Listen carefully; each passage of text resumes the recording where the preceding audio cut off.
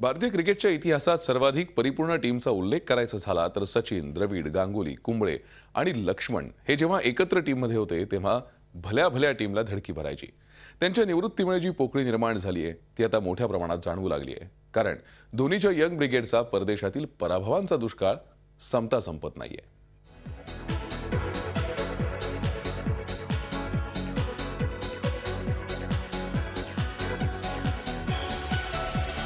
भारत विरुद्ध न्यूझीलंड यांच्यात नुकत्याच झालेल्या कसोटी मालिकेतून एक गोष्ट प्रकर्षाने जाणवली, ती म्हणजे अनुभवाची उणीव।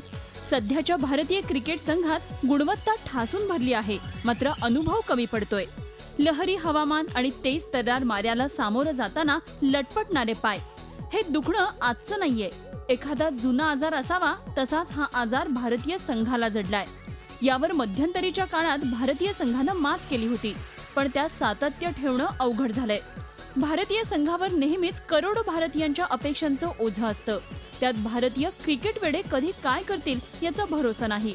असाच काहीसा काळ होता जेव्हा सौरव गांगुलीनं भारतीय क्रिकेट संघाच्या कर्णधार पदाचा काटेरी मुकुट परिधान केला।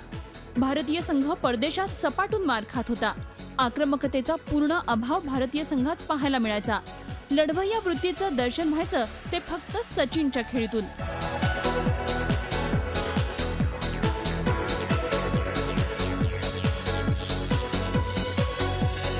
पण एकटा सचिन काफी पडत नव्हता।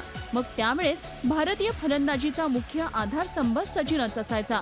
मधल्या फळीत मग तयार झाली एक अभेद्य भिंत, द वॉल, राहुल द्रविड।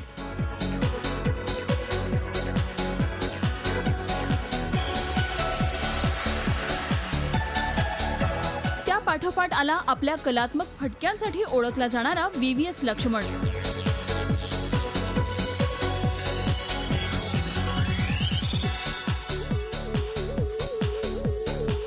आणि गोलंदाजीत अनिल कुंबळे। न फुटणारी जोडी हमखास फोडणारा कुंबळे कर्णधाराचा विश्वास नेहमीच सार्थ ठरवायचा, आणि या सगळ्याला नेतृत्व लाभलं आक्रमक सौरव गांगुलीचं। या सगळ्यांची भट्टी जमली आणि भारतीय क्रिकेट संघ परदेशातही विजय सातत्यानं मिळवायला लागला। याआधी अजित वाडेकरांच्या संघानंही किमया साधली होती, पण या शिलेदारांवर असलेली जबाबदारी समर्थपणे पेलण्यासाठी नवीन फळी तयार होत असतानाच एका पाठोपाठ एक शिलेदार निवृत्त झाले आणि त्यांच्या अनुभवाचा बहुमूल्य फायदा या नव्या फळीला मिळू शकला नाही। त्याची प्रचिती आता येऊ लागलीये, त्याही पेक्षा त्याची उणीव जाणवू लागलीये। भारतीय क्रिकेट संघाची खरी ओळख काय, असा कोणी प्रश्न विचारला तर काय उत्तर पटकन सगळ्यांच्या ओठी येतं, तर भारतीय क्रिकेट टीम ओळखली जाते ती मजबूत बॅटिंग ऑर्डरसाठी। मात्र भारताची ही बॅटिंग ऑर्डर परदेशात प्रत्यक्षात फारशी यशस्वी ठरताना दिसत नाही। न्यूझीलंड विरुद्धच्या सिरीजमध्ये पुन्हा तेच दिसून आलं। भारतीय पाटा विकेट्सवर मात्र भारताचे बॅट्समन शेर असतात, त्यावेळी भारतीय बॉलरसमोर फक्त धावा न देण्याचं आव्हान असतं। Bureau report, Zee Media, Mumbai. Team इंडियाची परदेशातली पराभवाची मालिका कायम आहे। गेल्या जवळपास 3 वर्षात भारतीय टीमला एकही टेस्ट आणि सिरीज परदेशात जिंकता आलेली नाही। परदेशातील टीम इंडियाच्या या निराशाजनक कामगिरीला काही प्रमाणात महेंद्रसिंग धोनीची डिफेन्सिव्ह कॅप्टन्सीही जबाबदार आहे। माजी क्रिकेटपटूंनी तर कॅप्टन कूल धोनीवर जोरदार टीकास्त्र सोडलंय, त्यामुळेच धोनी हटाव मोहिमेनं आता जोर धरलाय।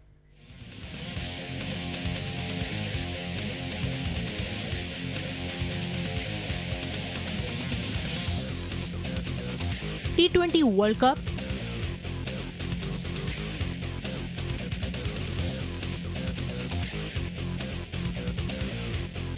वनडेचा वर्ल्ड कप,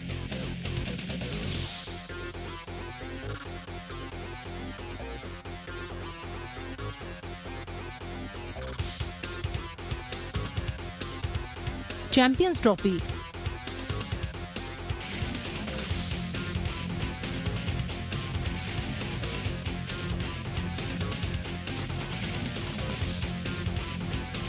आणि टेस्ट क्रिकेटमध्ये नंबर 1 असं रिपोर्ट कार्ड आहे टीम इंडियाचा कॅप्टन कूल महेंद्रसिंग धोनीचं। आपल्या क्रिकेट करिअरमध्ये महेंद्रसिंग धोनीनं कॅप्टन्सीच्या अनेक विक्रमांना गवसणी घातली आणि अनेक रेकॉर्ड नव्यानं प्रस्थापितही केले। त्यामुळेच रांचीचा हा राजकुमार भारताचा सार्वकालीन यशस्वी कॅप्टन असल्याचंही भारतीय क्रिकेट जगतात म्हटलं जाऊ लागलं। मात्र असं असूनही माहीला परदेशात टीम इंडियाला टेस्ट सिरीज जिंकून देता आलेली नाही। धोनी भारताचा आतापर्यंतचा टेस्टमधील सर्वात अयशस्वी कॅप्टन ठरलाय. परदेशात त्याच्या नेतृत्वाखाली भारतीय टीमला एकामागून एक टेस्ट पराभव सहन करावा लागलाय.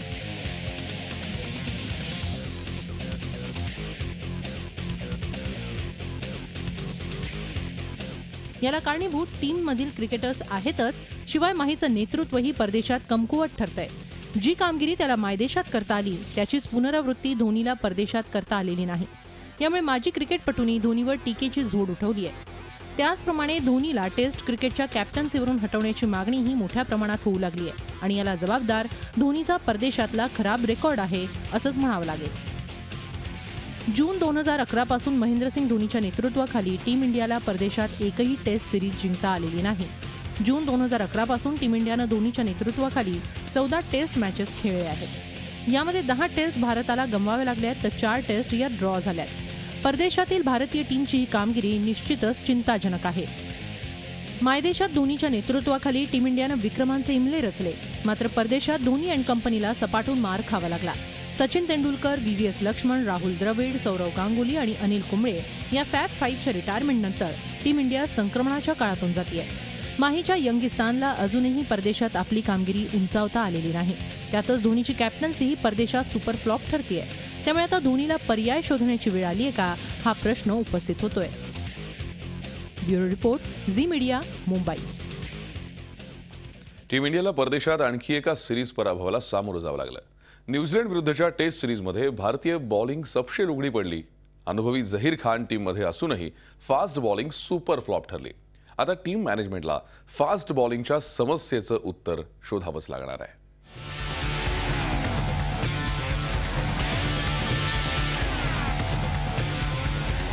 मायदेशात टीम इंडिया स्पिन बॉलिंगच्या जोरावर प्रतिस्पर्धी टीमशी दाणादाण उडवून टाकते.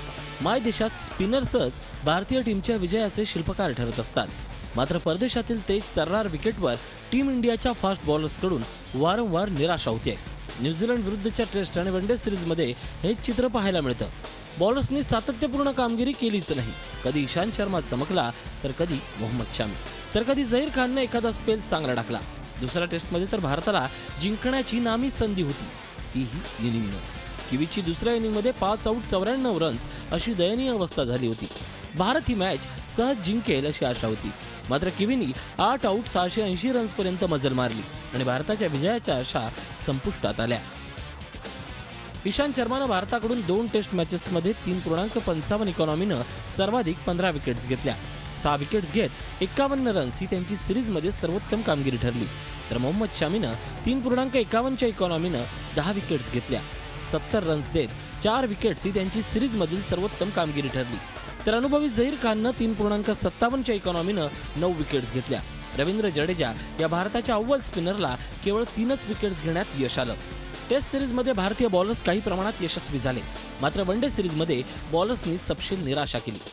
वनडे क्रिकेटमध्ये मोहम्मद शमीनं चांगली कामगिरी केली. त्यानं 5 वनडे मॅचेसमध्ये 7.18च्या इकॉनॉमीनं 11 विकेट्स घेण्याची किमया साधली.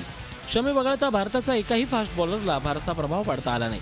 भुवनेश्वर कुमारनंही 5.43च्या इकॉनॉमीनं त्याला केवळ 4च विकेट्स घेता आल्या. आर अश्विन आणि रवींद्र जडेजा हे दोन्ही स्पिनर्स किवीना रोखण्यात अपयशी ठरले. रवींद्र जडेजानं 4 विकेट्स घेतल्या तर आर अश्विननं 5 वनडेमध्ये फक्त 1च विकेट घेतली. भारतीय बॉलर्सची खालावत चाललेली कामगिरी टीम इंडियाच्या चिंतेचा विषय बनत चालली आहे. बोथट मारा करणाऱ्या बॉलर्ससह टीम इंडिया वर्ल्ड कप जिंकणार तरी कशी, हाच प्रश्न सध्या क्रिकेट प्रेमींना पडलाय. Bureau report, Zee Media, Mumbai. New Zealand दौऱ्यावर शिखर धवन आणि मुरली विजयची ओपनिंग जोडी फ्लॉप ठरली. धवननं सेंचुरी झळकावली असली तरी धवन आणि मुरलीला चांगली पायाभरणी करून देण्यात अपयश आलं. यामुळेच टीम इंडियाची ओपनिंगची समस्या अजूनही संपलेली नाही असंच म्हणावं लागेल.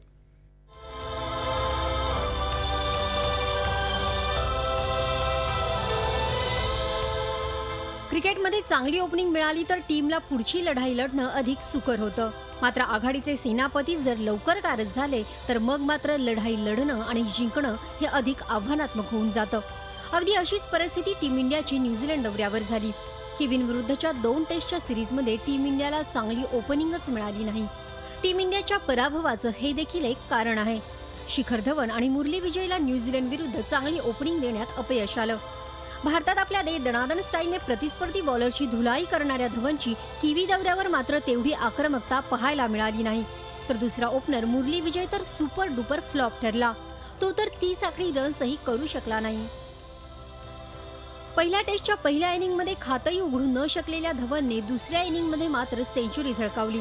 दुसऱ्या टेस्टच्या पहिल्या इनिंगमध्ये केवळ 2 रन्सने त्याची सेंचुरी हुकली. मात्र दुसऱ्या इनिंगमध्ये तो 2 रन्सवर वादग्रस्तरित्या आऊट झाला. मात्र ही झाली त्याची वैयक्तिक कामगिरी. मात्र त्याची मुरली समवेत चांगली ओपनिंग काही भारताला पाहायला मिळालीच नाही. मुरली विजय आपल्या पहिल्या टेस्टमध्ये अनुक्रमे 26 आणि 13 रन्स काढून पॅव्हेलियनमध्ये परतला. दुसऱ्या टेस्टमध्ये तो केवळ 2 आणि 7 रन्सच करू शकला. न्यूझीलंड दौऱ्यावर मुरली विजय पूर्णपणे अपयशी ठरला. न्यूझीलंड दौऱ्यापूर्वी दक्षिण आफ्रिकेच्या दौऱ्यावर धवन आणि मुरलीने 2 टेस्टच्या सिरीजमध्ये अनुक्रमे 76 आणि 148 रन्स केल्या. धवन आणि मुरलीची केमिस्ट्री या दोन्ही दौऱ्यांवर काही कमाल करू शकली नाही.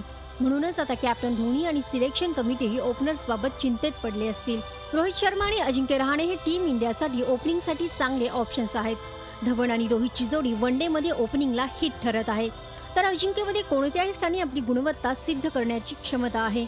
भविष्याचा विचार करता रोहित आणि अजिंक्यला ओपनिंगला संधी देऊन पाहणं फायदेशीरच ठरणार आहे. दरम्यान कॅप्टन धोनीला अनुभवी आणि सध्या टीम बाहेर असलेला गौतम गंभीर ओपनिंगला चांगला पर्याय वाटतोय. दक्षिण आफ्रिका दौऱ्यावर रवाना होण्यापूर्वीच त्याने आपलं हे मत बोलूनही दाखवलं होतं. परदेशी भूमीवरील दोन्ही सिरीजमध्ये धवन मुरलीची ओपनिंग जोडी फ्लॉप ठरली असल्याने आता पुन्हा एकदा ओपनरचा शोध सिलेक्शन कमिटीला घ्यावा लागण्याची शक्यता आहे. केवळ बॉलर्सच नाहीत तर ओपनिंगची चिंता आता कॅप्टन माहीलाही सतावत असेल. Bureau report Zee Media, Mumbai. मुंबईच्या अजिंक्य रहाणेमध्ये असलेल्या गुणवत्तेचं दर्शन अखेर न्यूझीलंड दौऱ्यावर सगळ्यांनाच घडलं. वेलिंग्टन टेस्टमध्ये टीम इंडियाची इनिंग सावरण्याची गरज असताना त्यानं सेंचुरी झळकावली. त्याच्या या कामगिरीची दखल आता कॅप्टन माहीला घ्यावीच लागेल.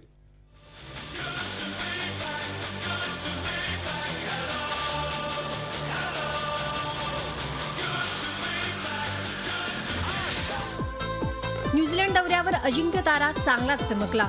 न्यूझीलंड दौऱ्यावर गेलेल्या मुंबईच्या अजिंक्य रहाणेने आपल्या कामगिरीच्या जोरावर टीममधील आपलं स्थान निश्चित केलं आहे. अजिंक्यला या दौऱ्यावर खऱ्या अर्थाने संधी मिळाली आणि त्यानेही टीम संकटात असताना आपल्यातील गुणवत्तेचं दर्शन घडवलं. यामुळेच अजिंक्यची आता कॅप्टन धोनीलाही दखल घ्यावी लागणार आहे. दक्षिण आफ्रिकेत केवळ 4 रन्सने सेंचुरी हुकलेल्या अजिंक्यला अखेर न्यूझीलंड विरुद्ध आपल्या करिअरमधील पहिली टेस्ट सेंचुरी झळकवण्याची संधी मिळाली.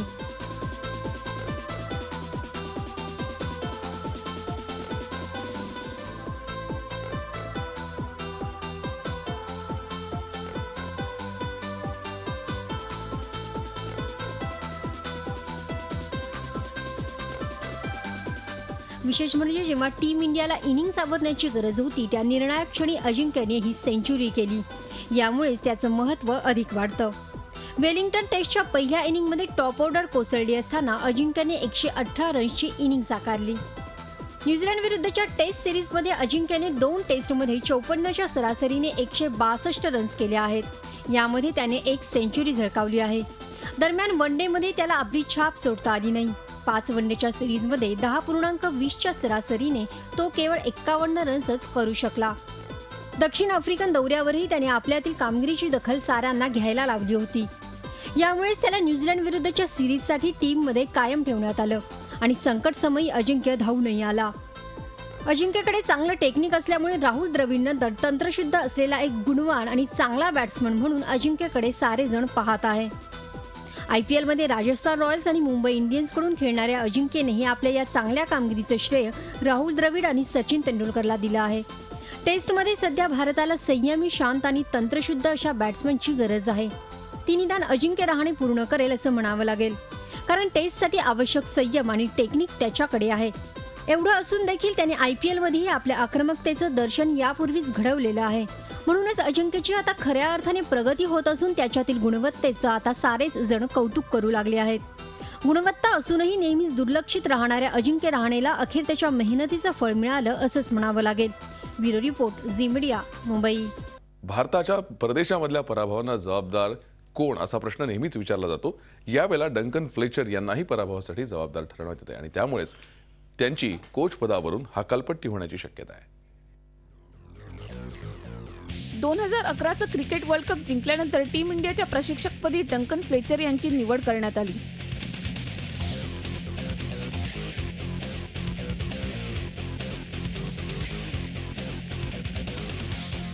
शिखरावर असलेल्या भारतीय टीमला आणखी यश मिळवून देण्याची जबाबदारी फ्लेचर यांच्यावर टाकण्यात आली. ज्या फ्लेचरनी इंग्लिश टीमला मार्गदर्शन करत टॉपवर पोहोचवलं, ते फ्लेचर भारतीय टीमलाही भरघोस यश मिळवून देतील अशी अपेक्षा होती. त्यांच्या मार्गदर्शनाखाली टीम इंडियानं मायदेशात दैदिप्यमान यश मिळवलं. मात्र त्याचीच पुनरावृत्ती धोनी ब्रिगेडला परदेशात मात्र करता आली नाही. त्यांच्या मार्गदर्शनाखाली परदेशात टीम इंडिया सुपर फ्लॉप ठरली.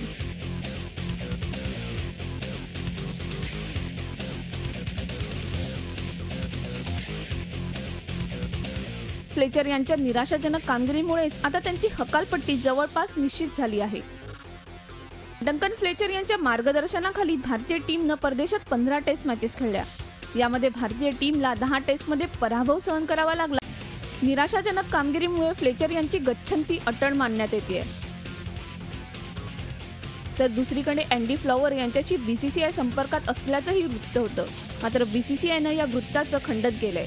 दरम्यान एकीकडे खराब कामगिरीमुळे दक्षिण आफ्रिकन कोच मिकी आर्थर आणि इंग्लंडचे कोच अँडी फ्लॉवर यांची तात्काळ हकालपट्टी करण्यात आली. मात्र फ्लेचर यांच्याबाबतचा कठोर निर्णय अजूनही बीसीसीआयला घेता आलेला नाही. ही बाब खेदाचीच म्हणावी लागेल. Bureau report, Zee Media, Mumbai.